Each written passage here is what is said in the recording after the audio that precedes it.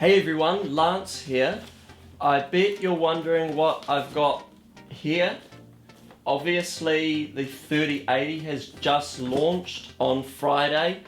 Today is Monday and I was lucky enough to get in on the first lot. So I ordered this from a local New Zealand retailer known as Mighty Ape. They're web-based, but I wanted to talk about, as well as unboxing the card, I also wanted to talk about the consumer retail buying experience of the 3080, as I've seen a lot of drama online sort of surrounding bots buying the cards out in 15 seconds and that type of thing. In New Zealand it was a different story. So in here I have the, well, might as well show you the packaging, and plenty of fragile stickers around the box. However, in here I have the Palit RTX 3080. This will be replacing my two SLI 980 Ti's, and I was well overdue for an upgrade. I'm playing at 3440 by 1440, and a lot of games I'm just having to compromise on settings, bumping them down to medium or scaling to 1080p, so I thought finally time to treat myself. But the retail buying experience of this actually went pretty smoothly for me. I was at first looking Monday morning on PBTech's website, who's another local retailer in New Zealand, but they're also a contact I have through work. So I was looking at their prices, getting them at a potentially cheaper price, and I actually found this card on Mighty Ape cheaper than any card I could get there. But I guess looking at timeline, in New Zealand the pricing and cards were released at 1 AM New Zealand time. Whenever that was, wherever you are, you can do that conversion. But I got into work at 8:30 the next morning and saw that cards were still being added to online e-tailers' websites. So I wanted to get something that was going to be able to support water cooling day one right off the bat. So I looked on EK's website and I found the Strix card or reference cards. Now the reference cards had a small list of supported cards. By the time I found the information I needed, the only card PBTech had available was the PNY card. That card appeared to me like not being a very nice looking card. The cooler looked quite cheap. PNY is not a brand I'd heard of before. Doing some searching online, they've done Quadro cards in the past. I saw some videos from Gamers Nexus reviewing them, but I then found this at Mighty Ape for $1,549, 1,549 New Zealand dollars shipped, including tax, all of that good stuff. The PNY was more expensive and in my opinion didn't look anywhere near as nice, and both of which are reference PCBs, and I do also have a water block from EK on order along with a nickel back plate, and those will be coming in 2 to 3 weeks, so I'm happy to use this with the air cooler in the meantime. But overall in New Zealand the buying experience wasn't too bad. I was mucking around between working for several hours before I got my order in for this on Friday afternoon, only to receive an email on Sunday saying that it had been dispatched and I should receive it early Monday, which I have. So none of the dramas faced in the United States or North America and many other countries seem to be felt down here in New Zealand. Cards did all sell out day one, however you wouldn't be able to find any now. But I got up that morning with the plan of buying this, and if I'd been anywhere except New Zealand, that might not have been possible. Anyway, I'm very happy that I was able to get a card with a reference PCB design. All the custom cards sold out a lot quicker. All the Gigabyte and Asus and EVGA cards sold out, and there's no Founders cards in New Zealand, but I'm fine. I'm happy with what I've got. So I'll unbox it in a moment. And my next point I wanted to talk about was Jay's 2 cents in one of his videos mentioned that an 8700K on a 2080 Ti had worse benchmark performance So he talked about the fact that a CPU upgrade would be a good start here, especially if you were on a Devil's Canyon CPU. I am on a Devil's Canyon CPU. I'm on a 4790 non-K with a small base clock overclock. And before I pull my 980 Ti's out, I'm going to do one final benchmark run. I am then going to chuck this in and do a benchmark and see just how bottlenecked this is going to be. I am planning to upgrade my CPU, motherboard, RAM, and absolutely everything else in the system, but I'm waiting for the end of the month or about a week for when AMD has their announcement with supposedly a 10-core CPU to compete with the 10900K. Anyway, that's enough of sort of all the fluff out of the way. I'm just excited as you guys are to see this, and obviously my benchmarks, like I say, will be skewed because I'm using a 4th gen Intel CPU, but I think it's more indicative of what a consumer is likely to experience with an older CPU that has just decided that it's time to upgrade the GPU, even down the line when supply becomes free-flowing of these cards. So inside, I have already taken a peek, but I haven't taken it out of the anti-static bag.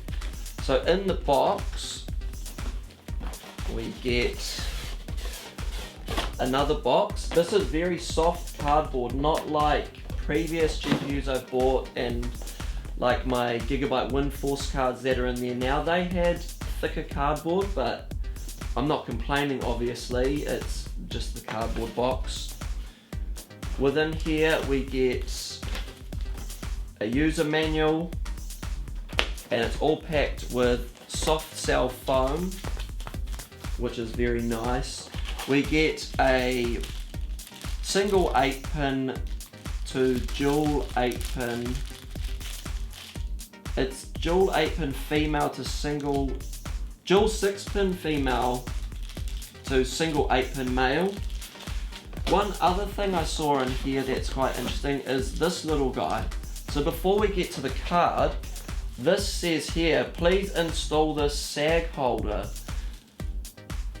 So let me show you what this sag holder looks like.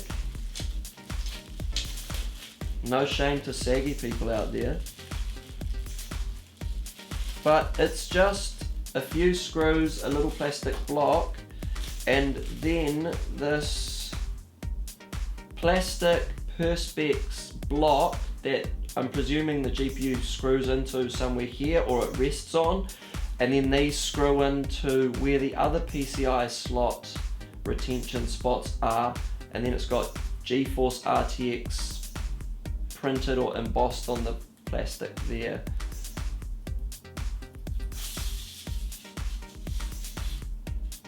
Nice peel. It's slightly dimpled, I guess you'd call it. It's got a textured edge or textured surface. And then obviously the bit you are all here for, which is the GPU. Now just feeling it, this is weighty. This is not a light graphics card. It's also very, very thick. So let's open it up.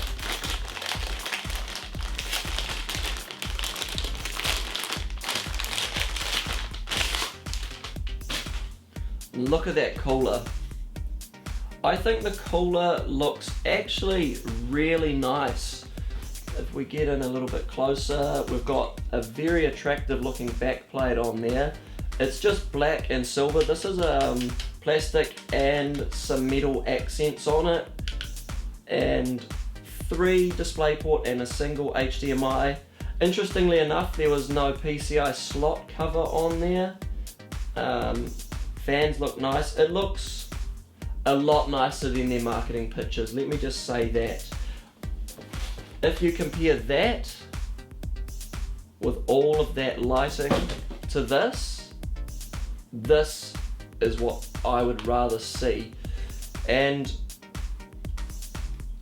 I mean, there's nothing more really to say. I'm going to get it into the system, I'm going to do my benchmarks, and we'll come back. So let's cut to some nice B-roll of this bad boy before I get it fired up, and let's get pumped. I'm so excited. And I've just got rubbish everywhere. My PC's obviously looking a little bit different here. I've taken all of the water cooling components out, and I've got the RTX 3080 Palit Gaming Pro in there. I've also put on a Thermaltake CPU air cooler, as I was going to leave my water cooling loop in just cooling the CPU, but the card was actually too long and the reservoir was in the way, so I had to take all of that out. So I've put an air cooler on there, and obviously these tests aren't going to be the most scientific tests. We've got different cooling methods for the entire case, but just to give everyone and myself a rough idea of what kind of performance change there might be. So all of the benchmarks I'm about to show you are going to be the average of 3 runs of each test at 1080, 1440 and 4K. So I've done Valley Benchmark and 3D Mark Firestrike as, I guess, synthetic, and then I've done Far Cry 5 and Shadow of the Tomb Raider for more game orientated tests. You'll be quite surprised at what the results were, but before I get to that, I did also want to mention that both tests with the water cooled 980 Ti's and with the cooler that comes on that 3080, both tests, with both tests, the cards were running at around the 70 to 75 degrees Celsius mark. So roughly the same temperatures, probably due to that hugely beefy cooler on there. And the 980 Ti's that I had always run hot. I should also mention that they were slightly overclocked. This is running as it was out of the box. So that may skew the results a little bit, but not too much. And I think you're going to be surprised by these benchmarks. So one last thing actually, this little bracket actually didn't fit because of my case. There's actually a rivet right by one of those PCI slots that meant that this couldn't mount in place, sadly. So nice effort from the guys at Palit, and I think maybe with any other case it would be fine, but sadly I can't pop it in here.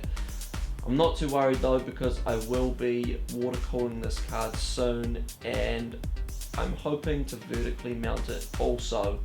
But anyway, that's enough babbling, let's get into those benchmarks.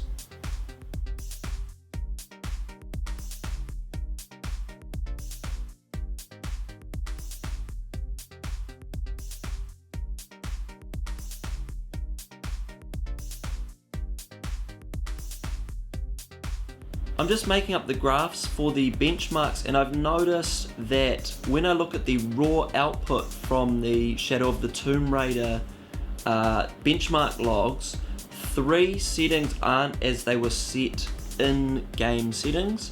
So screen space reflections and tessellation are both set to false, and pure here is set to value 0 rather than 1.